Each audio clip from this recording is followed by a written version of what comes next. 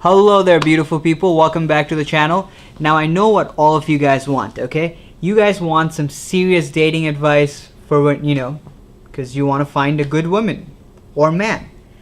And that's exactly what I've got for you today. I'm going to give you guys some really solid dating advice. Now, I personally can't give you any advice because I've got no game, but I know someone who has. Everyday feminism. For those of you guys who don't know, I'm going to leave a link up there on a video that I made about everyday feminism. That video is how you can get rid of your toxic whiteness using the genius at everyday feminism. Today they're out giving you some solid dating advice. So this article is about people who identify as intersectional feminist. I guess it's aimed at women, and the questions that they need to ask their man on their first date. So if you're a lady, you ask your man these questions. And if you're a man and you're dating an intersectional feminist and you decided to not shoot yourself, you find answers to these questions, okay? Let us begin. Question number 1. Do you believe that Black Lives Matter? Now, I'm guessing this is a plug at the political movement called Black Lives Matter. If this question was asked to me before this entire movement began, I would have genuinely responded saying, yes, I do. Every lives matter, all lives matter. But after this movement, saying all lives matter is apparently a racial slur or something, so I don't think I'm gonna make it to the second date. I don't know about you guys. Question 2. What are your thoughts on gender and sexual orientation? I thought there were 2 genders, but I was wrong. There's apparently 9,656 of them. Sexual orientation, I don't know. People can orient themselves any way they want. I don't really care. It's their lives and it's none of my business. Question 3.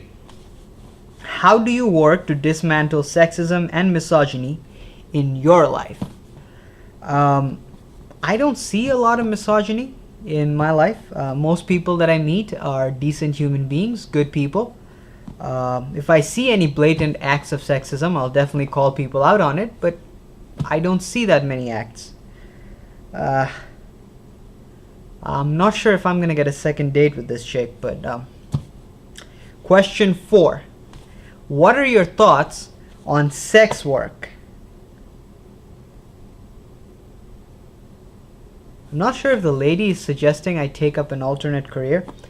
If I was on a date with a girl and I asked her, what are your thoughts on sex work? How many of you guys are willing to bet that I would be slapped across my face?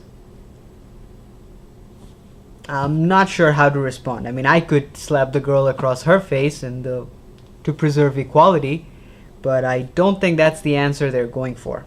Let's move on. Question 5. Are you a supporter of the BDS movement? For those of you who don't know, BDS is an anti-Israel, pro-Palestinian movement. Now, first of all, I don't think this lady has been on too many dates. People usually don't bring a lot of politics on the first date. But anyways, so talking about the BDS movement, the Israeli-Palestinian issue is a very important and a delicate conflict taking place in the Middle East.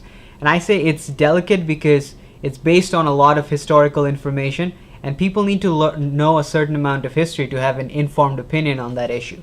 And I don't know that certain amount of history, so I have no opinion. I am not supportive or in opposition to the movement, but I don't think you should be going around saying boycott, divest, and sanctions towards any particular country unless that country is threatening to kill you. So that's my uninformed opinion. I don't think this is what she's looking for though, guys. Well, question 6. What is your understanding of settler colonialism and indigenous rights? I am 100% sure this lady does not go out on too many dates. Okay, so to answer the question, my country has actually been a victim of colonization. My part of the world was colonized by the British, but that's ancient history. I hold no grudge against the British people, and I personally do not believe that I deserve any special treatment because of that. Yes, colonization has been a troubling part of our history, part of human history. We did have some damage in our country that of colonization that is still important today. For instance, a large part of our nation was used to farm tobacco, and that eroded the quality of our land. So that restricts us in using that same land to farm other things. That being said, there were also some benefits of colonization. For example, while the British were in our part of the world, they really shaped our education system. That being said, this is not a support for colonization, don't get me wrong. I'm just saying it was a long time ago, let's get over it. I don't know too many countries that's actively colonizing another nation today, but I might be wrong. Question 7. Do you think capitalism is exploitative? Let's read a little bit under this question, okay? This is important. Anti-capitalism, especially in the US, is imperative. If you have an understanding of systemic racism, the prison industrial complex, the 13th Amendment, and exploitation, capitalism for one teaches us that we're only valuable if we produce capital.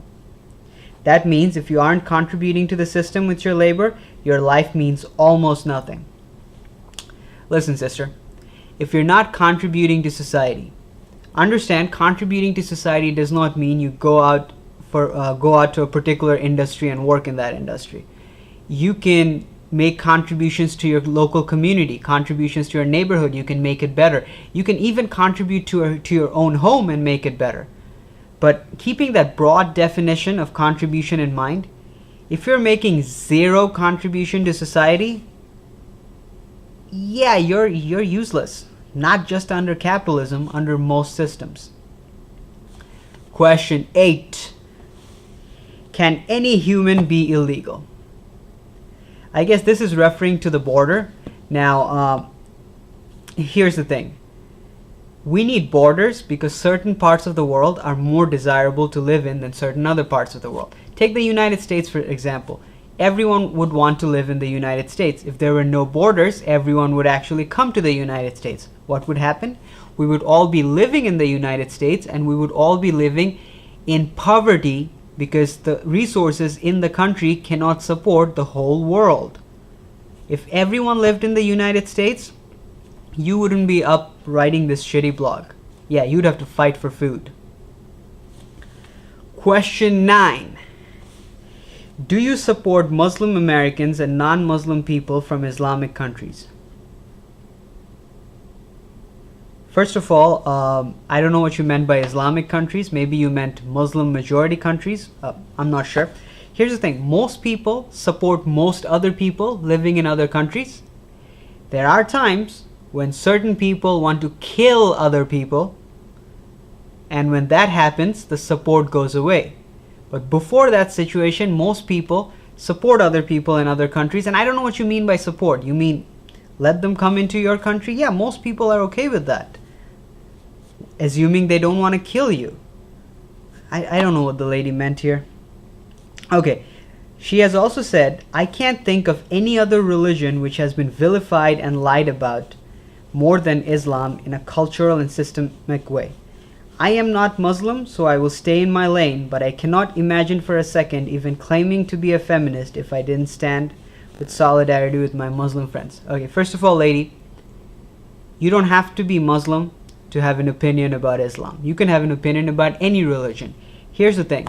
The systemic lies that you've been told, how about you pick up the Quran and examine those lies for yourself? As a matter of fact, there are data available on criminal activities happening in most Muslim countries in the world, and activities that are considered criminal in those countries. Take a look at those and examine those lies for yourself. You will be shocked. Question 10. Does your allyship include disabled folks? I don't know what this means. I mean, if I was picked for a team playing, a sport or something, and there were disabled people, yeah, they would be my... I don't know what allyship means. I don't know. if you guys are in allyship with disabled people, then congratulations. Assuming you've answered all the other questions correctly, you've scored yourself a second date with an intersectional feminist. Yeah, congratulations. Well done. Put the bleach down. Put the bleach down. No, don't drink. Your life isn't over. Maybe, I don't know.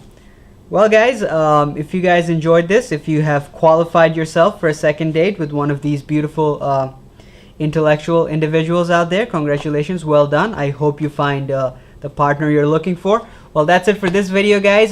Subscribe down below or to this picture here to subscribe to the channel. And thank you so much for your patience. I'll see you guys next time. Take care.